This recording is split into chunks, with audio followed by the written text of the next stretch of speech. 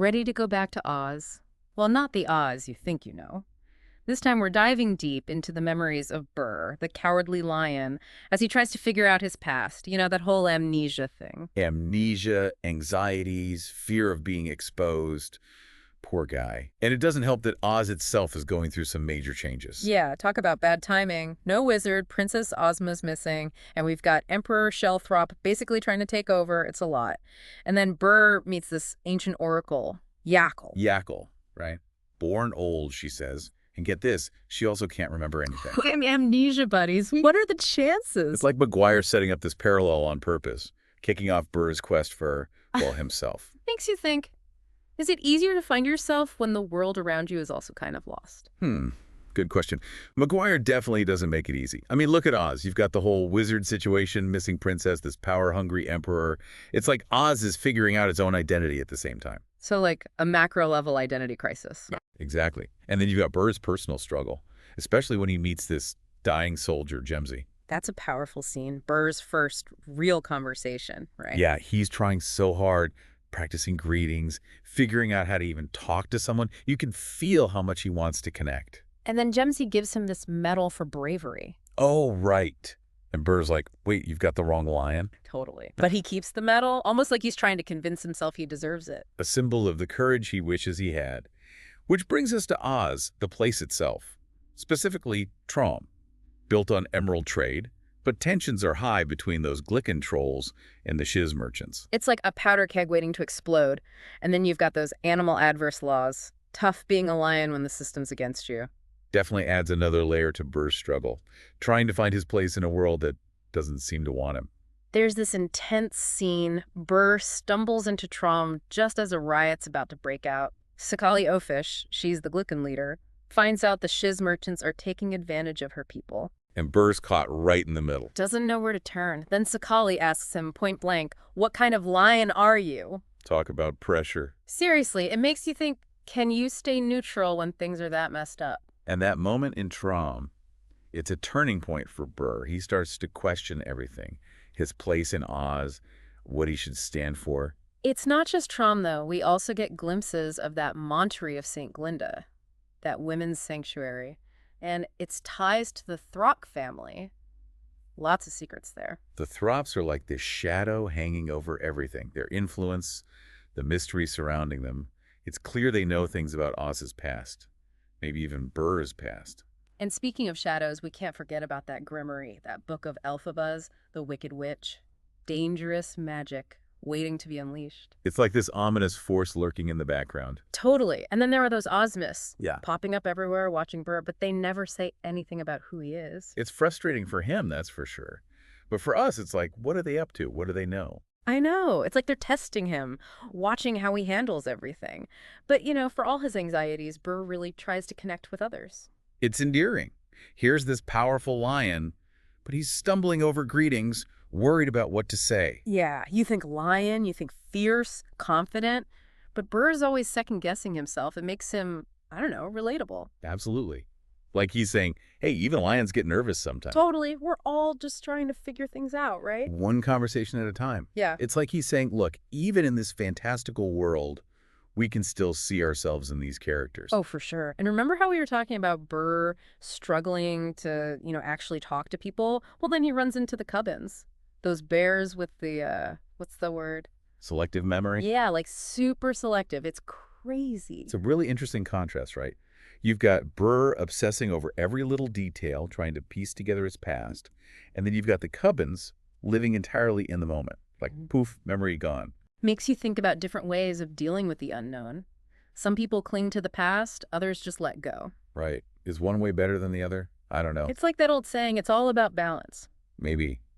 So, speaking of different ways of doing things, Burr's encounter with the Ghoulam, the cats, shows what can happen when you go against the rules. He falls for Mulama, the chieftain's daughter. Totally forbidden. Yeah. And it doesn't end well. Nope. Tragedy strikes. Burr gets exiled again. The outsider.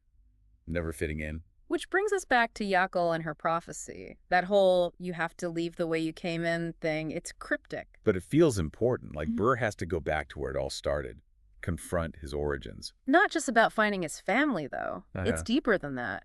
like rediscovering that feeling of belonging, the connection he lost when his memories were wiped. Makes sense. And that theme of belonging, it's everywhere in Oz. The Munchkins wanting to break away, the Emperor trying to control everything, the animals stuck in the middle. Everyone's looking for where they fit in. Oz is like this puzzle, but the pieces keep changing. You can't see the whole picture. And Burr, with his jumbled memories, he's like a symbol of that, a fractured Oz. It's really well done. Burr's personal struggles mirror what's happening in Oz as a whole. Totally. So what happens to Burr now? I mean, Yakkel's gone, sacrificed herself to enter the Grimmery. Tough spot. Does he take the prophecy literally? Track down his birth family? Or does he, make his own path? Eleonora, she gives him that blank book, tells him to take his own deposition. Wow. It's like she's saying, write your own story, Burr. He has the power to decide who he is, not let his past define him. And remember, all this is happening while Oz is on the verge of war. The Munchkins, the Emperor, everyone's gearing up. What's Burr's role in all this? Good question. Could he, despite all his fears and doubts, be the one to make a difference? Maguire has mentioned being inspired by those Dark is Rising books, where ordinary folks get pulled into these epic battles. So maybe Burr's like that, an unlikely hero. Plus, he has that medal for courage, even if he doesn't believe it yet. Right. Courage isn't about not being afraid. It's about doing the right thing, even when you are scared. But Burr's been through a lot. Loss, betrayal, abandoned, ridiculed. Makes you wonder if he can ever truly be happy after all that. Maguire doesn't shy away from the hard stuff. He shows us that life is messy. Good and bad, love and loss, all mixed up together. Leaves us with some big questions. Will Burr rewrite his story? Find his place in a world about to explode? Can he heal from his past? Questions we all ask ourselves, in a way. What does it all mean? Where do I belong? How do I face my fears? It's what makes Burr's story so powerful. We've covered a lot about Burr in the wilds of Oz, all his struggles with identity and belonging. But there's one crucial part we haven't talked about: Shiz. Ah, Shiz. The Emerald City's, let's say more refined cousin. Right. It's like taking Burr from those back roads and dropping him into a fancy party. Total culture shock. He goes from struggling to talk to people to navigating cocktail parties and art auctions. That's like plop, right in the middle of Shiz. Can you imagine? Yeah, from roughing it to, sipping tea with the elite. Exactly. But here's the thing. He kind of takes to it. Attends those lectures, mingles with intellectuals, even tries his paw at art dealing. He wants to be more than just the cowardly lion. He wants to fit in, be part of something. Yeah. And Shiz, at first, seems like that place where his mind can finally be engaged.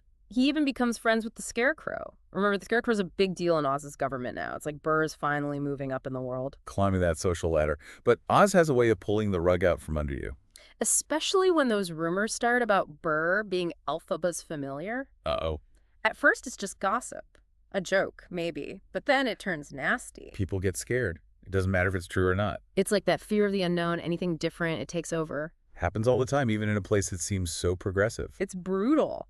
Burr loses everything. His standing, his business deals, his friends. Shiz turns on him. He's an outcast, forced to run. Heartbreaking, really, but it shows how deep those prejudices run, even in Oz. Makes you think, doesn't it? Big time. So Burr ends up in Munchkinland. Back to those backroads, small-time schemes. Like he's given up. But then he meets those academics. Professor Lanks, Mr. Miko, they've been kicked out of the Emerald City. A different side of Oz. Yeah, they're more open-minded, compassionate. And Burr, despite everything he's been through, he tries to help them. He offers to get their money back from the Emerald City. It's a small gesture, but it shows he still cares. Exactly. He hasn't completely shut down. There's still some good in him. It's a step forward, and it leads him back to the Emerald City, back to the center of all the chaos. Talk about coming full circle. He was run out of Shiz, now he's back, representing those who've been pushed aside. And Oz is about to explode. The Emperor, the Munchkins, everyone's ready to fight. Maybe Burr can do something. He's seen both sides, the prejudice, the desire for a better world. He could be that bridge, the one who brings everyone together. If he can find the courage, will he step up or will he back down? Maguire leaves us hanging. That's what I love about his books. He makes you think. No easy answers. Makes you question everything. Look at the world differently. It's been quite a journey, this deep dive into A Lion Among Men. Made me think about identity, belonging, what it means to be brave. How about you? What did you take away from Burr's story? Leaves you with a lot to ponder. And maybe even inspires you to act, to make a difference, however small. We'll be back soon with another deep dive. Until then, keep exploring, keep questioning, and keep those imaginations going.